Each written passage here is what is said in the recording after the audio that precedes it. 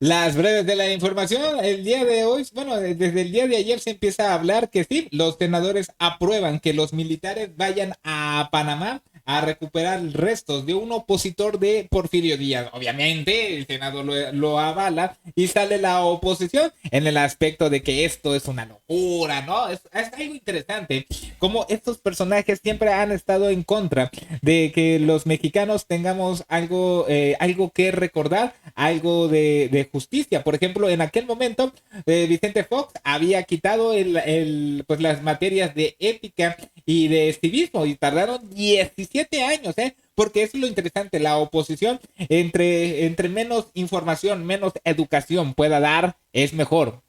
La ignorancia hace que esta élite rapaz pues tenga ese don, ¿no? De que pueden manejarnos a su antojo. El Senado aprueba que 80 militares viajen a Panamá a buscar el resto del revolucionario mexicano del siglo XIX. Este personaje era un periodista, a la vez era un opositor y un politólogo que estaba en contra de lo que en aquel momento era el régimen de Porfirio Díaz. Porfirio Díaz inclusive empezó a decir que era una persona que estaba desviando el dinero. Obviamente empezaba a maquillar todo porque Porfirio Díaz, como la palabra dice, dictador, tenía todos los medios de comunicación y este personaje no le quedó de otra que irse a Costa Rica y terminó allá en Panamá. Por eso van a buscar sus restos allá en Panamá. Es algo interesante, lo interesante es su historia, lo interesante también la oposición, sus argumentos tontos, donde la comitiva que irá a Panamá a buscar al general desaparecido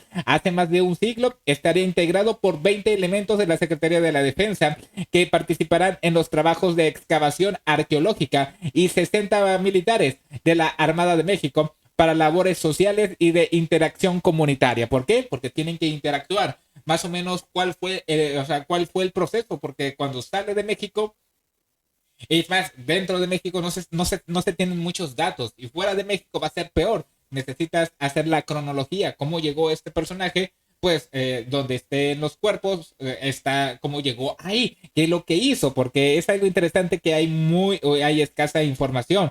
Los labores de búsqueda del general Catarino Erasmo Garza Rodríguez, porque así se llama, de quien el presidente López Obrador escribió un libro, será en la isla de Boca del Toro, Panamá, el 19 de febrero al 16 de abril del 2024, es decir, la búsqueda. Durante la discusión del dictamen, porque aquí empieza la oposición, ¿no? Tiene que salir este personaje Germán Martínez, este corruptazo que le dieron al Instituto Mexicano de la Salud, y empieza a decir una santa de tonterías, decir lo siguiente, establece que señala que con el envío de soldados se pretende inaugurar el turismo militar y que dicho asunto es una cuestión de narcisismo presidencial. Este es el argumento, ¿eh? Ese es el argumento de lo que es la fachiza de la oposición, porque para ellos desaparecer la historia, porque desaparecieron la ética y civismo, lo hizo Vicente Fox, tardaron 17 años, es lo mejor, porque ellos, entre más ignorancia exista,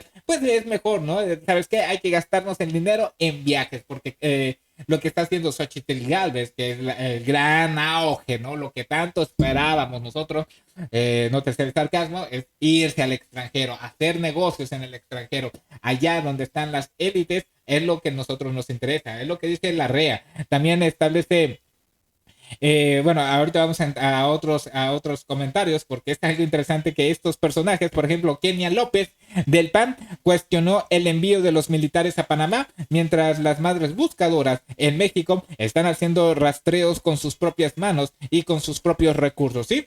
Lo quieren hacer ellas, eso de propios recursos, no, porque hay dinero, lo quieren hacer ellas porque ellas dicen, ¿sabes? Obviamente tienen asesoramiento, porque realmente ellas quieren estar seguras de lo que sí se está encontrando, porque obviamente no van a confiar en el gobierno. También Laura Ballesteros del Movimiento Ciudadano, pues reclamó que se pretenda relacionar ahí las Fuerzas Armadas. Ahí está hablando de una intervención, pero es más que obvio que no.